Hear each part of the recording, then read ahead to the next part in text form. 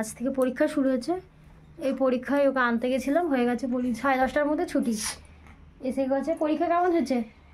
ভালো। আজকে কি পরীক্ষা ছিল? ম্যাথ।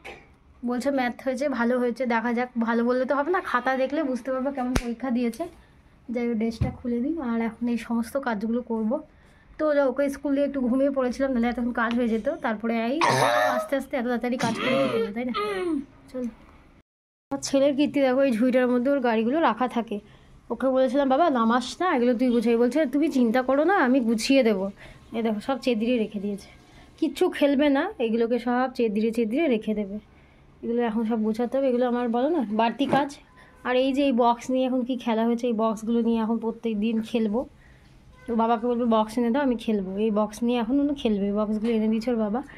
ওষুধের খাপ ফাপ যাই বলো না কেন, সব ওর দরকার, সব ওর দরকার। তো এগুলো গুছাই। হ্যালো এভরিওয়ান, তো তোমরা সবাই কেমন আছো? আশা করছি তোমরা ভালো আছো আর আমিও ভালো আছি। তো ছেলের পরীক্ষা এখন, তো জন্য 10:30টার মধ্যে ছুটি হয়ে যাচ্ছে। ওকে স্কুল থেকে এনে তারপরে ঘরের কাজে লাগলাম। আর এদিকে ভাতটাও বসিয়ে দিয়েছি।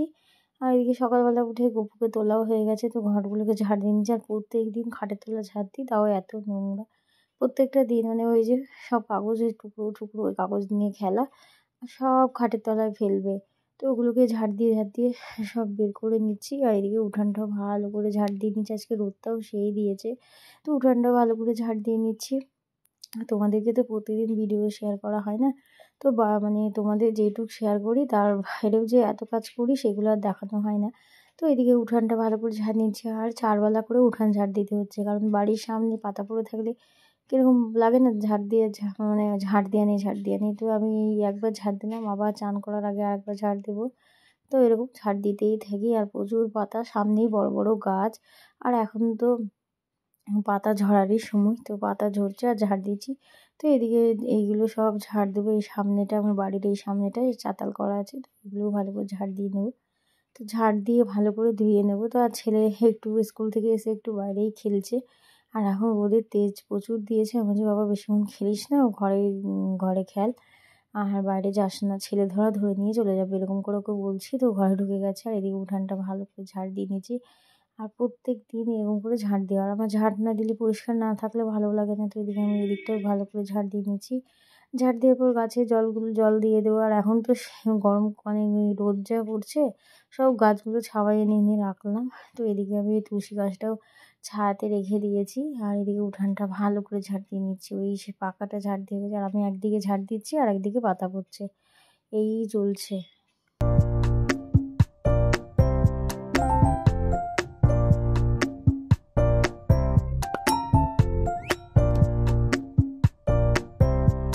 ঝাড় দিয়ে পুরো কমপ্লিট। আর এই যে পাতাগুলো হয়েছে, আর এখন এত রোদ দিচ্ছে, তো পাতাগুলো জ্বালালে মানে জ্বলেও যাচ্ছে, তো পাতাগুলো জ্বালিয়ে দেবো। আর পুরো চারিদিকে ঝাড় দিয়ে হয়েছে, আর ঝাড় দিলে কত পরিষ্কার লাগে না। তো এইদিকে পাতাগুলো আমি জ্বালিয়ে দিলাম। তো এবার গাছে জল দিয়ে নেবো। আর গাছগুলোতে জল না দিলে কিছু মরা মরা লাগছে। আর এই গাছটা মা কিনে দিয়েছিল, তো গাছটা এখানে জল দিয়ে দিলাম। আর এখানে হচ্ছে আমার তুলসী গাছ, জবা গাছ, আর এইটা গোলাপ গাছটা। তো এদিকে আমি এই গাছগুলোতে সব জল দিয়ে দিচ্ছি। আর জল না দিলে গাছগুলো মানে কীরকম একটা নেতা নেতা হয়ে যাচ্ছে না, ওরকম রোদের জন্য হয়ে যাচ্ছে, তার জন্য জল দিয়ে দিলাম। আর প্রত্যেক দিন জল দিয়ে দিই, কারণ এই গাছগুলোতে সব নিয়ে ছাওয়াতে রেখে দেবো। আর আমার এই স্নেক প্ল্যান্ট গাছগুলোকেও দেখি ঘরে তুলে দেবো, কারণ এখন যা রোদ দিচ্ছে, আর ওগুলো ঘরে রাখাটাই বেস্ট। তো এদিকে আমি বাম্পি প্ল্যান্টেও জল দিয়ে দিলাম এই গাছটা। তো এই গাছের ডালগুলো সব করে লাগাতে হবে। তো এদিকে ঘরের যাবতীয় কাজ হয়ে গেছে। আর আমি ঠাকুরের আসনটা আজকে গুছিয়ে নেব, কারণ অনেক দিন পুজো দেওয়া হয়নি। আর এই ঝুড়িটা কালকে আমার বর নিয়ে এসছে গোপুসোনার জন্য।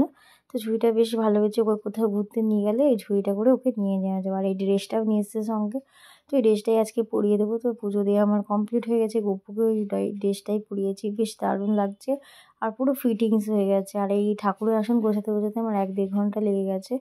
তো আর সন্ধেবেলা তোমাদের কাছে আবার সন্ধেবেলা আসছি। তো সন্ধে দেওয়া হয়ে গেছে। সন্ধে দেওয়ার পর ওই গপুর যেই জামা কাপড়গুলো ছিল সব রাখছি, কারণ ওর অনেকগুলো ড্রেস হয়ে গেছে, রাখার জায়গা হচ্ছে না, সব এলোঝেলো হয়ে রয়েছে। তো এই 3 থাকটা ছিল যে আমি আমার জিনিসপত্র রাখতাম, তো এখন গপুর জন্য ধুয়ে নিয়েছি।